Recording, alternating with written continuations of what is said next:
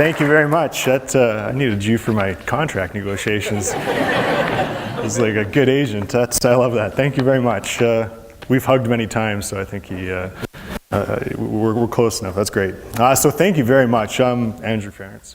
I'll be your probably least professional speaker of the day.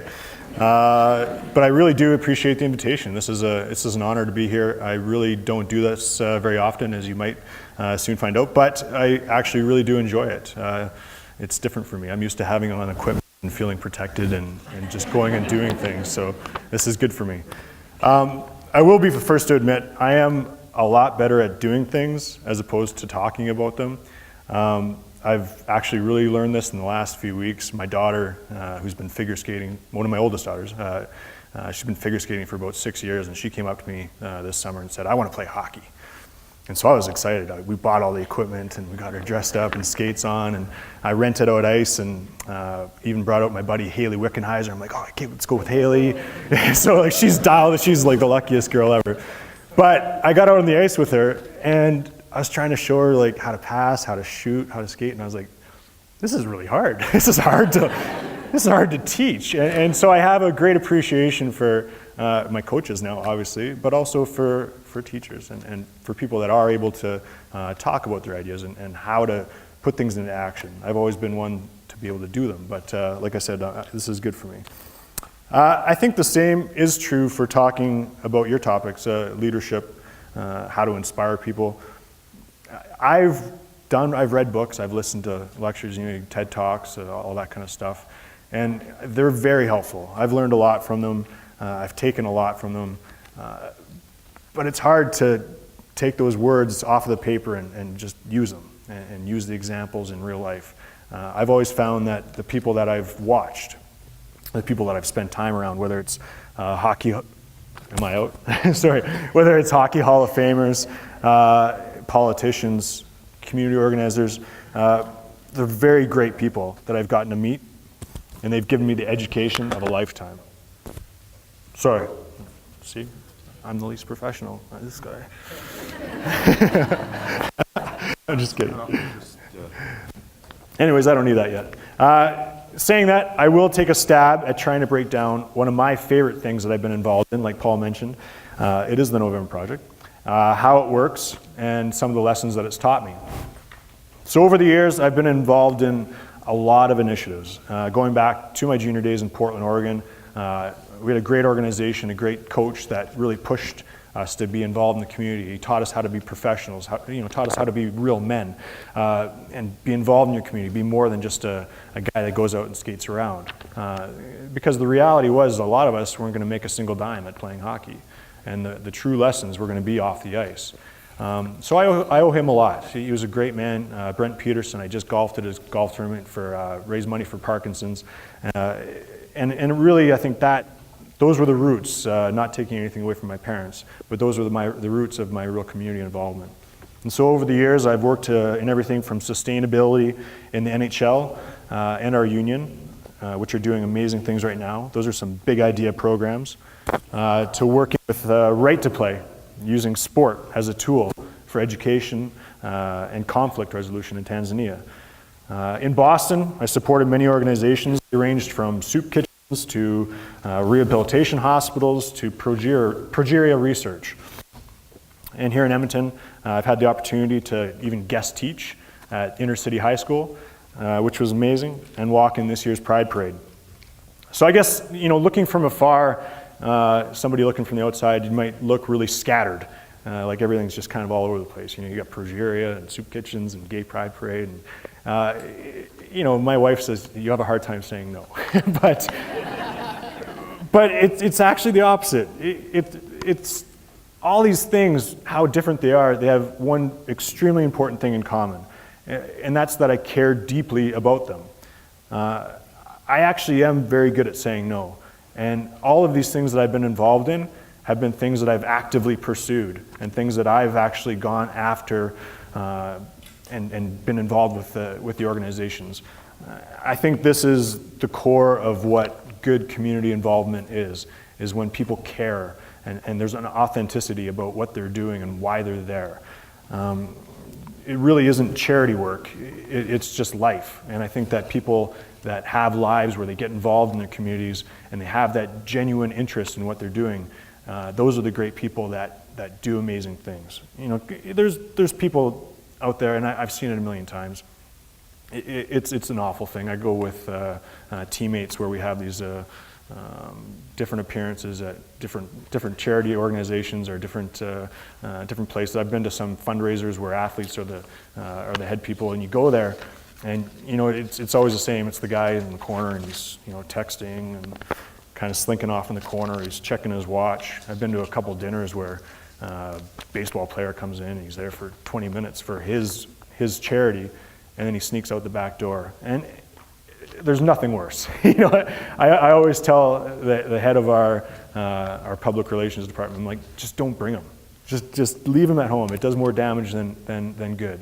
I think it always comes back to that authenticity about caring about what you're doing. It's the most important part of any work, whether it's the charity work, the stuff in the community, or whether it's your real job. You have to have that passion and that caring for why you're there.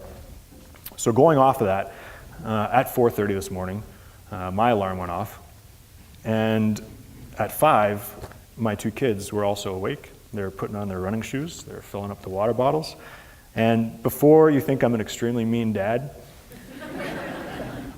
on Monday, so Monday was our last workout, my youngest daughter, she's 5, had a mini temper tantrum in the morning because I didn't wake her up at 5. She had a terrible sleep the night before, and we're like, you're not allowed to come. And she lost it. So we all headed down to Commonwealth Stadium, and we met up with our buddies at November Project, and we raced the lower bowl of the stadium at 6 a.m., or as we like to say it, we ate for breakfast. And like I said earlier, I'm not sure if I can fully explain what makes a 5 and a 9-year-old excited and pumped up to go run stairs with a few hundred people, especially like a bunch of adults. And I'm not sure if I can extremely really properly tell you why it happens, but I'm gonna take a shot at it, and you'll just have to trust me that it works and they actually wanted to be there. So I'm gonna start this in the background here. I'll put it on full screen so you can actually see it, and I'll let this just kind of run as I talk to you about the November Project. So the November Project started in Boston a couple of years ago with a couple of buddies of mine, Brogan Graham and Boyan Mandarich, 2 rowers for Northeastern University. Extremely big, imposing guys, big muscles. They're just like awesome guys. They're this tall. They walk into a room and they just, they're like magnets. But they were competitive rowers for Northeastern University for many years. They went on to coach for a few years. And then they found themselves in the real world. They're trying to make ends meet, kind of bouncing around from job to job, working in promotion of Hubway bikes, which is the bike sharing system there. So they didn't have a lot of money, and they were bouncing around, 2 fit guys from CrossFit gym to different trainers, running out of money, running out of motivation. And so, like all good ideas, they're sitting around a bar having a beer one night, and they started writing down on a napkin some ideas. And they were sharing their frustrations that they weren't able to feel good about themselves. They weren't able to, look in a mirror and feel fit and strong. They were bailing out of workouts. They were, cutting out with excuses, and they found like it was affecting other parts of their life as well. And so they sat down in that bar and wrote down on a napkin the November Project. It was the month of November in Boston, which is a notoriously awful month. It's windy, it's rainy, it sucks. It's just an awful month. But they said, we are going to show up at Harvard Stadium for the next month, me and you, buddy, all right? No matter what, if it's snowing, if it's raining, we are going there and we're gonna work out for free. We're just gonna run stairs. This place is open to the public, we can head there. But no matter what, you gotta show up. And they gave each other their word on it. And this is the creation of the November Project. They did this for about a month. A couple other rowing buddies, which heard about it, found out that they're in the same situation, and they started coming. When they got 10 people, they were ecstatic. They were thinking, this is amazing. 10 people want to come do this with us. And what was the deal? Well, the deal is that they had found a way to get that accountability that they had in rowing. You see, with a rowing team, they're practicing every day. They're in the water, they're stroking. It doesn't matter if it's raining on you, it doesn't matter if it's cold.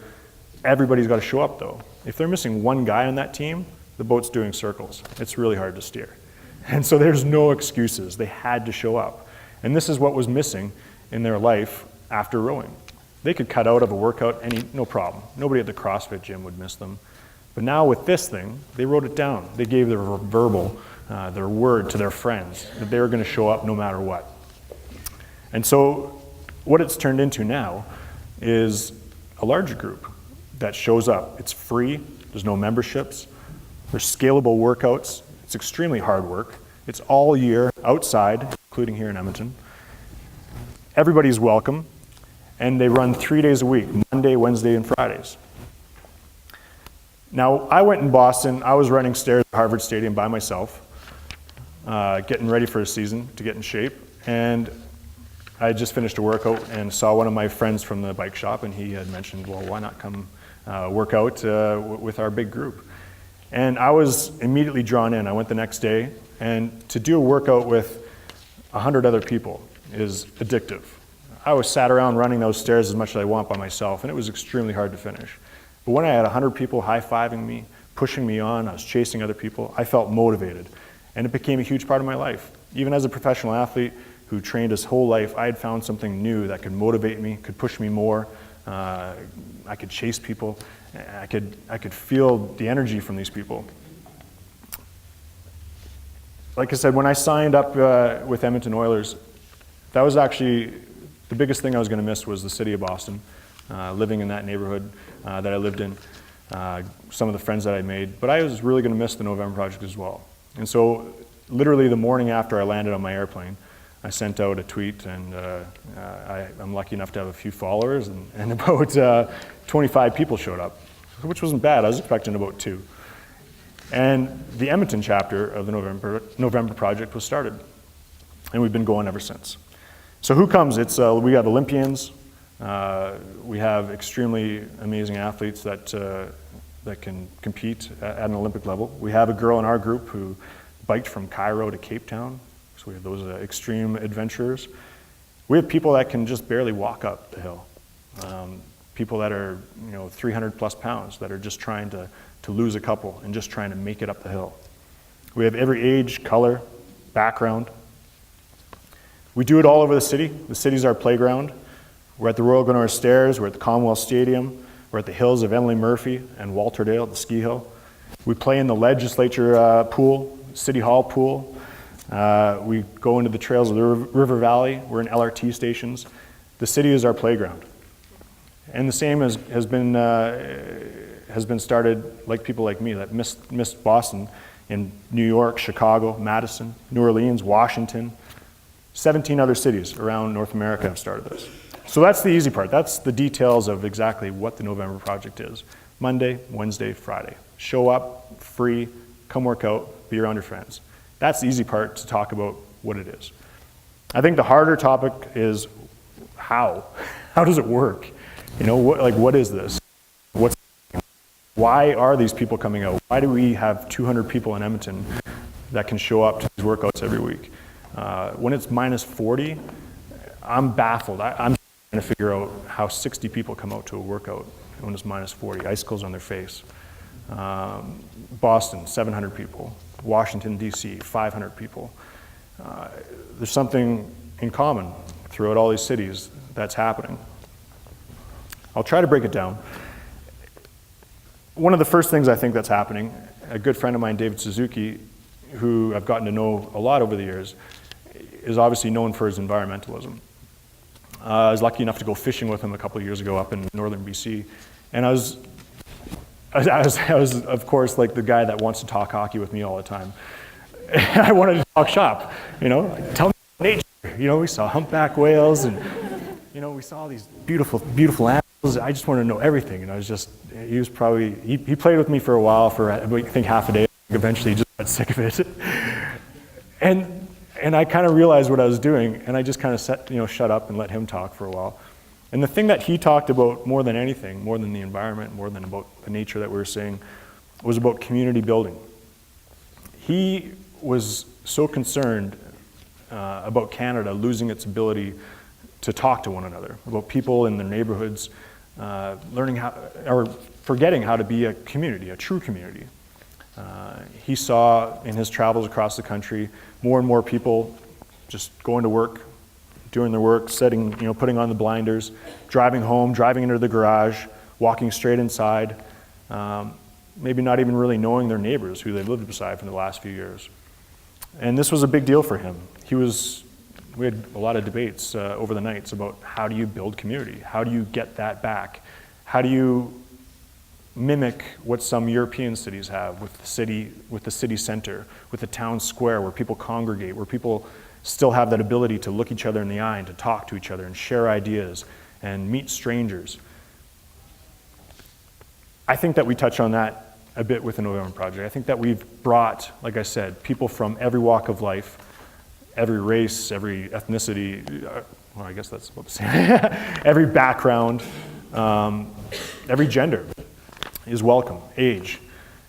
And I think it's a unique thing. It's something that does bring the community together in a time where it's hard to meet people and it's hard to introduce yourself to somebody. It's hard to have meaningful interactions every day. At the start, when we bring everybody together in the morning, it's about 5:58. We say, bring it in, bring it in. Everybody gets nice and close together. We do different things. Today, we gave high tens. Everybody had their hands up, everybody in the whole room.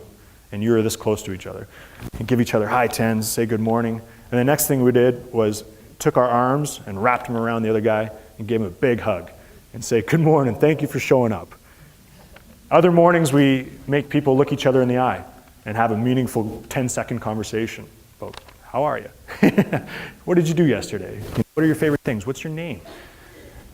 These interactions are hard to come by in day-to-day life. And I think that's one of the reasons why people keep coming back. The other thing I love about it is it breaks down the BS that's celebrity or the class system. Like I said, in my world, it's very easy to live in a bubble. And especially for athletes in Canadian cities, I feel like a lot of people put up a wall and they want to protect themselves from life, but I'm not really sure why. It's just kind of happened that way. But there is a celebrity culture, and there's an athlete culture, there's a class culture where there's these barriers that we build around us to keep people that aren't like us away from us. And I think that's about the simplest way you could say it. I see it every day. Hockey players only hang out with hockey players. They don't have friends outside of the room. They don't really converse with other people. They don't hang out with other people. And I think it probably happens in other professions as well. If you look around who your friends are, I'm sure that a lot of them are kind of just like you and doing the same thing as you. So I think that's another great thing that I love about it, is that I've always hated celebrity life. I've hated the fact where people put themselves over here and think less of somebody over here. And that's been the great thing for me, is to just break through all that. And even being a captain in a Canadian city could be an intimidating thing where you think, I'm going to have no privacy. Well, you have privacy and you have protection from people in your life, but you break down those barriers and you take away the oddness of meeting a captain or whatever. You just give them a hug and you say, hey, we're buddies now. And it takes everybody down to the same level. The thing I love is social media is getting a bad rap. Kids are losing the ability to interact with each other, learning, forgetting how to talk face-to-face with each other. It's all about texting. It's all about Facebooking. They have Facebook friends and they have virtual friends, virtual groups that they're part of. Well, I think that social media, how I've used it, how I've used Twitter, how the November Project has used it, it's actually doing the opposite. It's breaking down barriers and actually promoting a lot of face-to-face interaction. We send out all of our information through Facebook, through Twitter. We share pictures like these. We congregate people to these areas for these workouts. But we also use it to enable people to get involved in other things. We've done runs with Hope Mission, where we've mentored little kids and taking them on their big run that they've planned for all year. We've got involved in different charity events and donations over the year. And this is all done through social media and congregating and getting groups of people together to actually have real dialogue and do real things. How many people have explored the city truly? You drive to work, you have your route that you take, you see a lot of people, you see a lot of things, and you see the buildings, you see the parks. But how many people have really interacted with their city? Rolled around in the grass in the playground, used the playground equipment, ran through the legislative pool. How many people have been in the legislative pool? Oh, that's pretty good, actually. All right, City Hall pool? All right, pretty good. All right, I like that. If there's something that makes you, it's great. It's a great feeling to go into your city and to touch it and feel it and be a part of it. And you run up the stairs and you run up the hills and you go into the river valley and you play around in the pool. And the city becomes your playground. And I feel like you have ownership in it. You look at things differently that way. You say, yeah, I have memories there. I did something there. I played in that spot. I got together in that spot with my friends. And you build memories, and you take ownership and pride in the place that you live. And I think the same can be said about people. You drive through and you go through your life and you hold the doors open for people and you be polite. But how many people do you interact with? How many people do you touch? And, well, that's kind of weird, but we do that a lot. We're touchers, we're huggers. And it's all right, if they're expecting it. But, just as you interact with your city and you take ownership and you feel pride in it, I think the same is for people.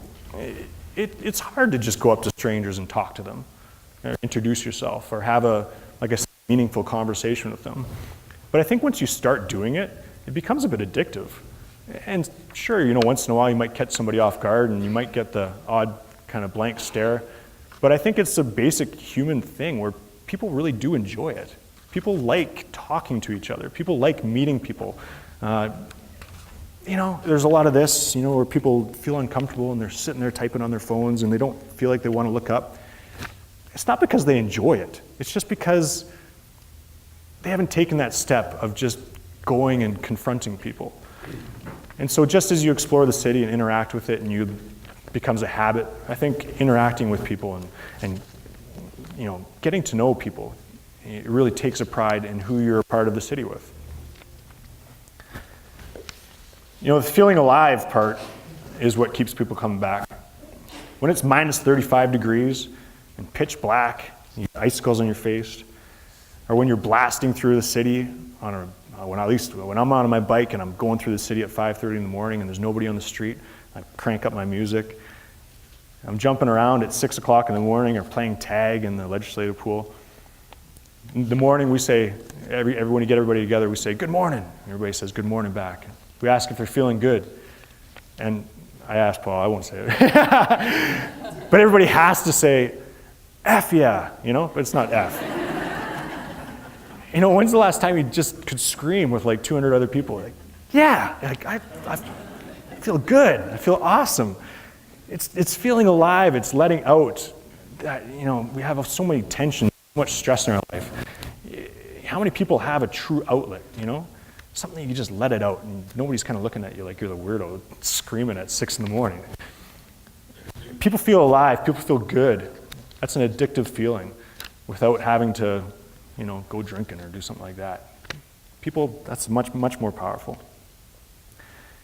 When you feel like you're part of something real, you feel like you're part of something that's happening, it's a good feeling. You feel like you're part of something. And we talk about, you see in the news now, I've heard marginalized youth so much in the news, marginalized people, whether it's in the Middle East or whether it's gangs, closer to home. It all comes back to that. People feeling that they're not part of something, that nobody cares about them, that there's nothing meaningful, that they have no future. This is where so many problems start from. I think when you feel like you're part of something, you feel part of something real, not only in your city, where I can feel like I have a tribe, this is my group, this is my family. We have a common bond now. And that makes me feel special. And I know that for everybody else in that group, they feel something special too. And we've had people travel to the other cities. They go on vacations. You jump right into that tribe. All of a sudden you have 500 friends, just like that, in Washington, D.C. People that are helping you, inviting you over to stay at their place, to go out to dinner with, to show you around the city. And you feel like you're part of something real, and you feel like you're contributing to it, that makes you feel special. It makes you feel non-marginalized. I think people like pushing themselves as well. Pushing themselves to their physical limits is an amazing thing. When you realize that you can do more than your brain is telling you, it's amazing. We build these kind of false ceilings of what we think we're capable of. And so often it's very easy to just go to that ceiling and just kind of back off and say, okay, that's far enough for me. That's good enough for me. Well, I think when you finally break through that ceiling, we do it in a physical sense, but maybe it is about hugging somebody. Maybe it is about talking to somebody. Maybe it is about going off and starting that project that you've always kind of wanted to, but been a bit intimidated by. You have to start somewhere. When you physically break through that barrier, I think it opens up life. You start thinking about yourself differently. You think of yourself as more powerful. You start to second guess what your brain has been telling you all those years about what your limitations are. So whether it's a seasoned athlete who's setting personal bests, just by tweaking their training and their nutrition, or whether it's that person that does come to our group and was walking up the hills, that first day that they run up the hill, it's amazing. The feeling of accomplishment, whether it's the professional athlete or the person that's just started to run, it's the same. It changes the way you think about what you can do. One thing that's important to us, and I think that people also like, is that you have to be accountable. I think that kind of goes against what maybe a lot of people think is happening, and what people think they might want to do is not be accountable. You look at lawsuits and you read the crazy stories. It all goes about, I didn't know the coffee was hot. I'm not accountable, it's not my fault. But I think that people kind of enjoy being accountable to something that means something. We have a thing called a verbal. If you say you're going to show up, just like those guys wrote down on that napkin when they were figuring out how this thing was going to work. That's your word. There's no membership fee. You're not losing any money. There's no contract. But it's your word. You're telling somebody that you're going to be there, and they're relying on you to be there. And if you miss, we have a special section in our blog called We Missed You. And your friends love pulling up just awful pictures of you from the Big Valley Jamboree or in your youth, because they know that that's the worst thing you do, is break your word and not be accountable to the group. And so that's a funny thing. It's great. It works for us. But just like everything else, I think it becomes a part of your life. I think that you start to realize how important it is to give your word to things and stick with what you said you're going to do and be accountable. And so whether it is that project or the thing you're going to start, you finish it because you're accountable to yourself. It's one thing for other people, but you learn how to verbal to yourself and how not to let down yourself. Now, we're lucky as leaders. There's 2 or 3 leaders in every city. We call it a payday. Not everybody's there just about getting fit. For everybody it is different. It starts with the fitness, but we don't always know why people exactly come. That's my oldest daughter. She's the hockey player. She looks pretty happy. We don't always know people's stories, their background. We say good morning, we have interactions, we do this, but people don't always open up right away. But sometimes they do, and we get either a message, an email. Sometimes somebody pulls us over after a workout and shares their story with us about what this means to them. And that group dynamic, that being a part of something, that feeling the love from your friends and from people in your city, that getting out into the city and doing things. We've had people tell us, everybody think it saved them from suicidal thoughts. And we got an amazing letter from a guy in Boston when we were down there. And he was literally on the verge of driving himself from a bridge, jumping off a bridge. He was going to kill himself. And this was on a Sunday, and it's crazy, but his letter to us was that the reason I didn't is because I verbaled. You know, I don't know, I didn't know if I should laugh or not either. I was just like, really? Like, he obviously went on to tell us more about his story and about his fight with depression. And he had always felt alone, and he didn't really have anything in his life. And he lost his job, and he was going through a really tough time.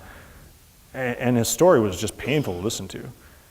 But he gave his word to something, and he knew that he had to show up, and he just couldn't get over the fact that, you know, he'd be letting people down. And so that brought him back from the brink from suicide, which is something that it's amazing to see, to hear about. We've had people fighting cancer in our groups.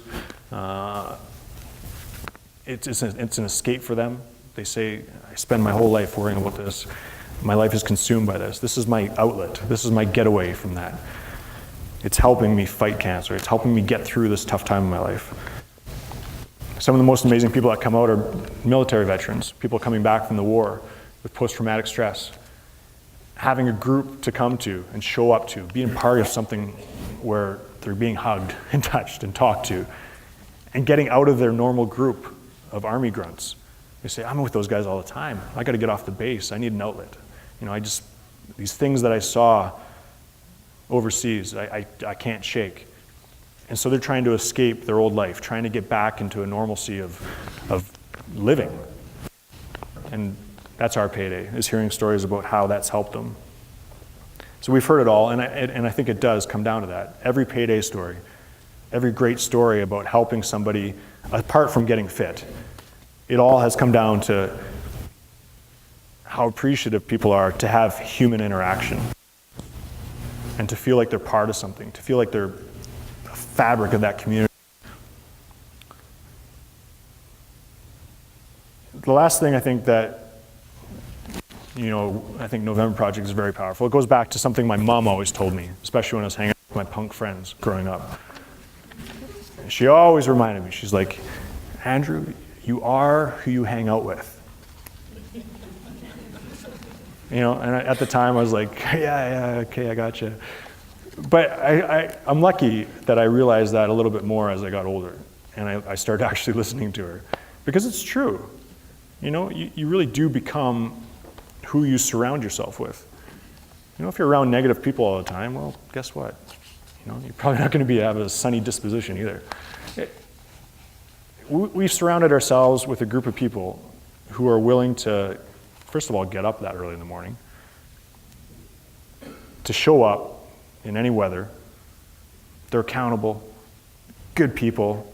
They're willing to hug you, scream, have a good time. These are energetic people. We have some amazing, amazing people in our group that have done great things in their lives, that are involved in a lot of great charity work, a lot of great organizations throughout Edmonton. We have a lot of people that have done nothing. You know, we have young teenagers that haven't experienced life at all. But now they're exposed to all these great people that they're seeing 3 days a week. They're learning how to do things with the Hope Mission. They're learning how to talk to people, how to be involved in the city, how to volunteer. You know, we had volunteers. I ran a race, I hosted a race the other day, and I asked for volunteers. Just like that, we had 20 people. Boom, I'll volunteer. How can I help? Things like that, it becomes addictive around the people that you're surrounded with. And so that's, I think, changed me. It's helped me, is that I've learned so much on how to do things being around great people like Paul.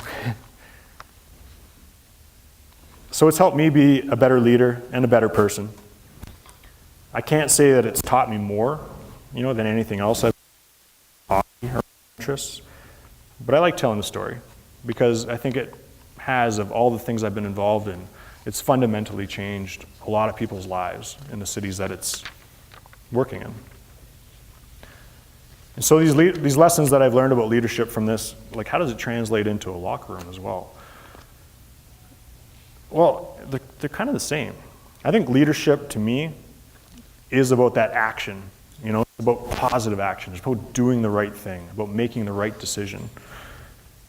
Because at the end of the day, you are what you do, and you are not what you say.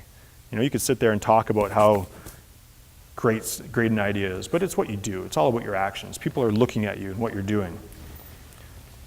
So a good leader is somebody who is just straight as an arrow honest.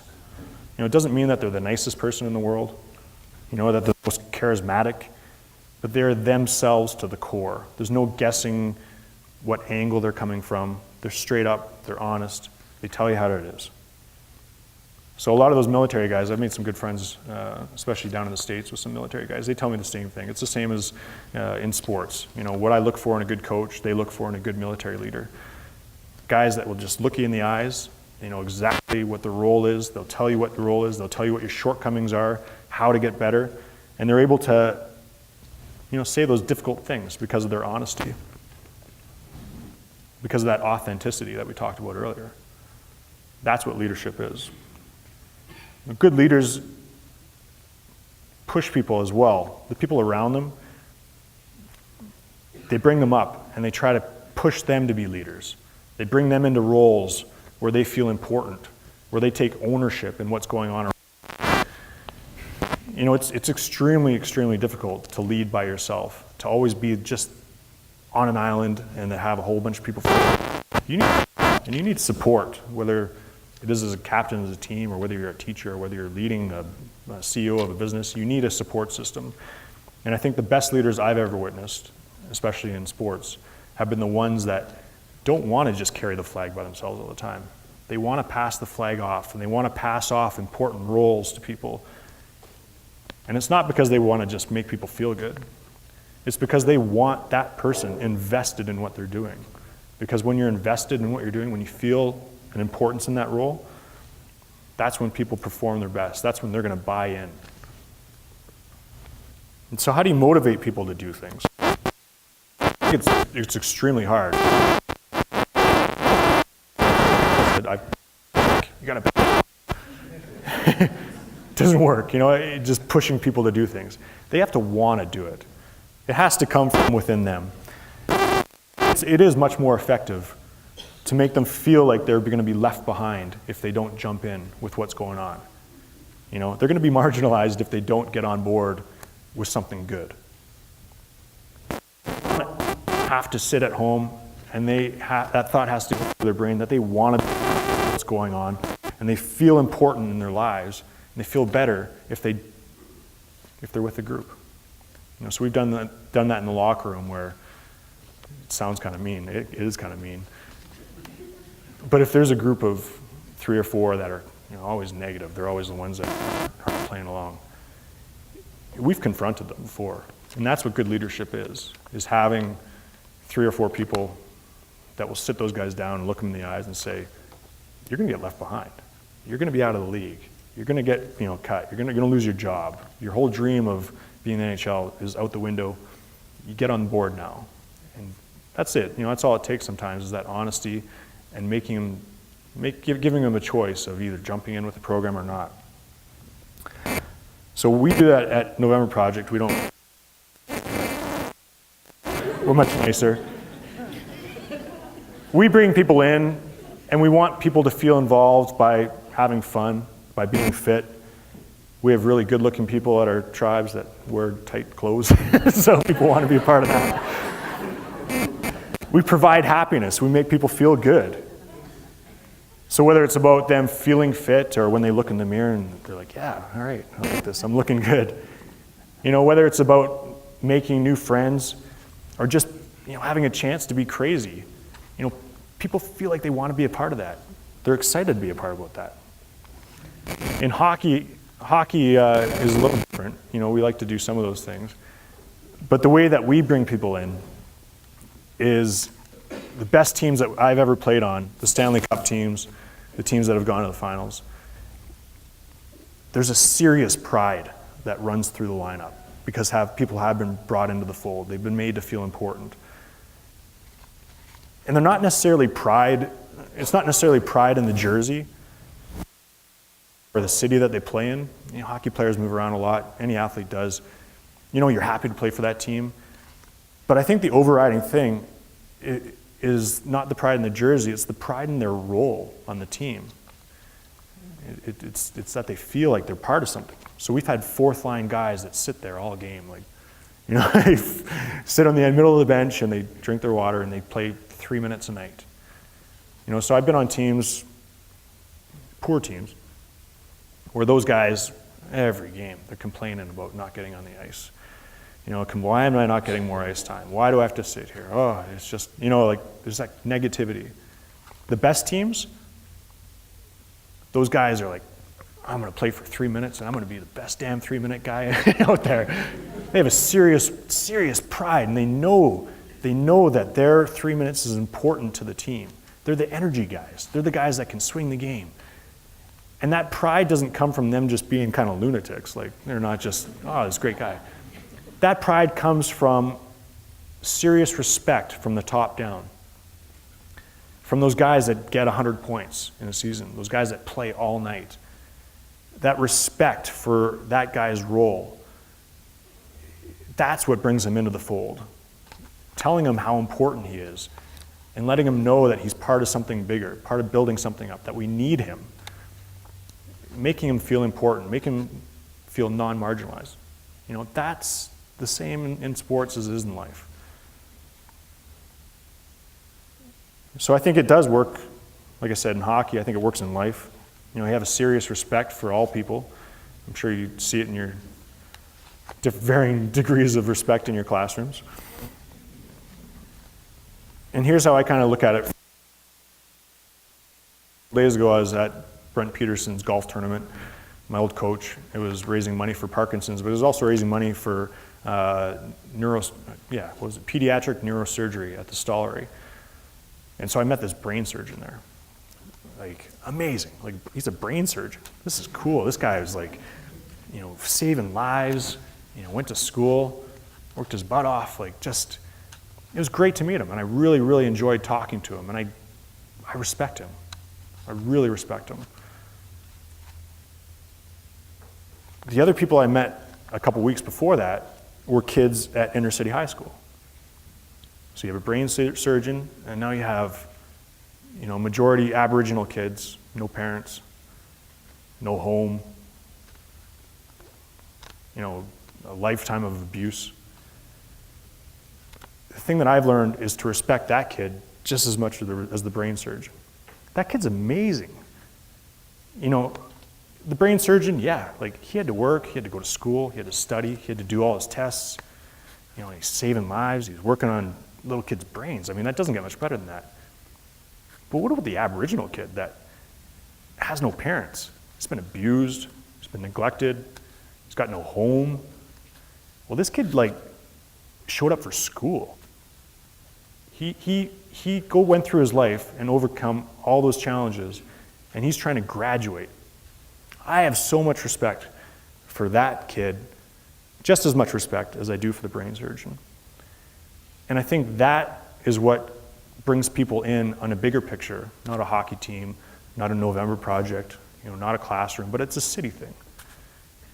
If this is how we want to run a powerful organization, which is Edmonton, or whatever city it is, I think it does start at that. It starts at respecting people of all class levels, people with all different backgrounds, and bringing them into the fold and making them feel important.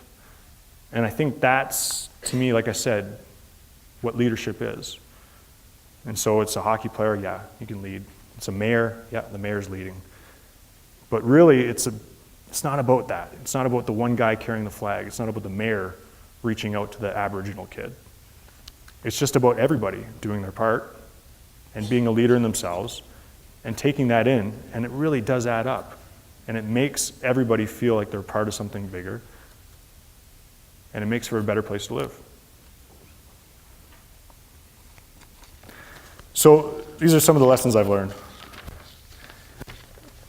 I see leaders every day, and it's people that are giving high fives on the steps, sometimes smacks on the butt. That's leadership to me. people that are encouraging other people that are lifting people up and making them feel better. It's about teachers that, are willing to push their kids to not just accept mediocrity. To try to get those students to break through that ceiling that they've set for themselves. That's leadership. A person in the neighborhood who sets up the block party, so you can meet your neighbors, so you can organize something in your community, so you can actually have interactions with people. That's tremendous leadership. And so collectively, we can all be leaders in our own way. I think it's just the main point is, don't overvalue your words, especially you teachers. And don't undervalue your actions, because they're much more powerful. And now you can ask me questions, because I'm much better at that. But thank you very much.